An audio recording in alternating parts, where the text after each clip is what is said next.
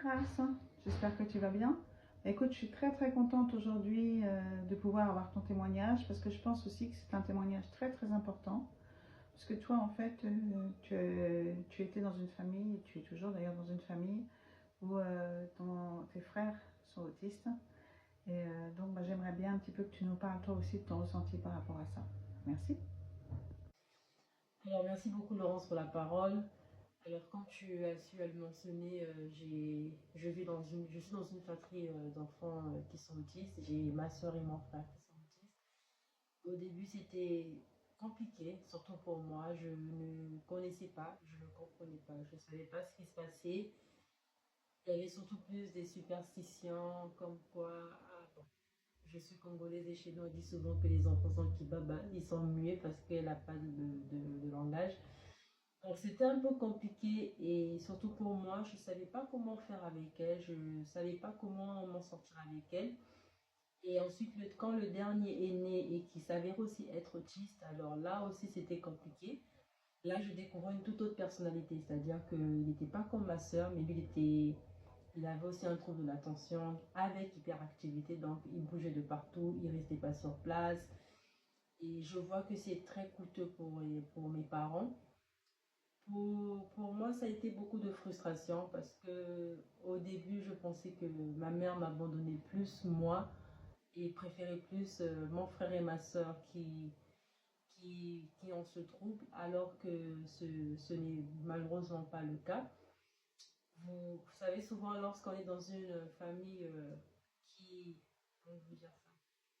Quand on est dans une famille avec peut-être un ou deux enfants qui ont un certain handicap, souvent on est mal vu, souvent on est victime de moqueries, que on se dit, ah, toi, tu es la grande sœur des enfants qui ne parlent pas, des enfants qui sont, on va dire, un peu bêtes, tu es la grande sœur des enfants qui, euh, qui sont des attardés mentaux, alors que parfois ce n'est pas le cas.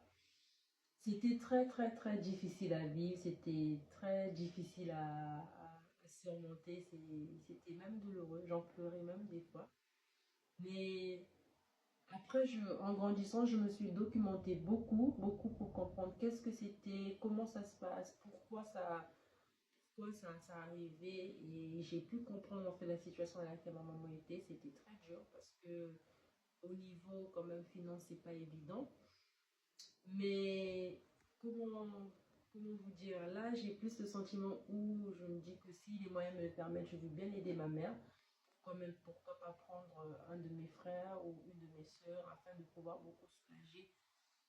Et si je peux quand même terminer par ça, c'est que quand vous avez une fratrie peut-être de 4 ou 5 enfants et que l'un d'eux est, on va dire, handicapé, il ne faudrait pas abandonner les autres. Il faudrait vraiment faire en sorte que tous se sentent au même pied d'égalité.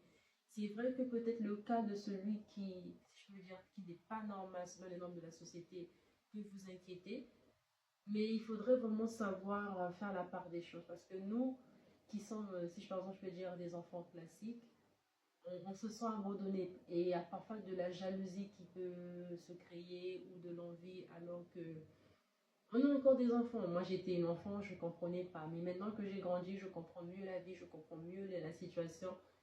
Mais si vous avez des enfants en bas âge et qu'un autre a un trouble, vraiment faites en sorte de vraiment tous les mettre au même pied d'égalité. Quoique l'autre peut-être avec un peu plus d'attention, mais voilà, soyez tous égaux avec vos enfants, quoi. Donc, voilà un peu mon petit témoignage. J'espère que ça va aider beaucoup de gens. Ce n'est pas une fatalité d'avoir un enfant autiste, ce n'est pas la fin du monde. Tout ce que j'ai envie de dire, c'est vraiment que c'est une aventure très différente. C'est vrai qu'avec un enfant classique, on a une aventure, mais c'est encore une aventure encore plus différente, encore plus grande, avec les mêmes défis, les mêmes responsabilités, et tout ira pour le mieux en tout cas. Donc, je vous souhaite au plaisir de vous revoir. Au revoir. Grâce, écoute, je te remercie beaucoup pour ton témoignage. Il est très émouvant et j'espère que ça va vraiment faire comprendre à chacun qu'effectivement, un enfant a besoin spécifique, ça vous prend beaucoup de temps, mais n'oubliez pas ceux qui sont juste à côté, qui eux n'ont pas de besoin spécifique. Eux aussi, ils ont besoin d'un papa et d'une maman. Eux aussi, ils ont besoin d'attention. Eux aussi, ils ont besoin qu'on les aime. Eux aussi, ils ont besoin que vous soyez là pour eux. Merci beaucoup de votre écoute et à très bientôt.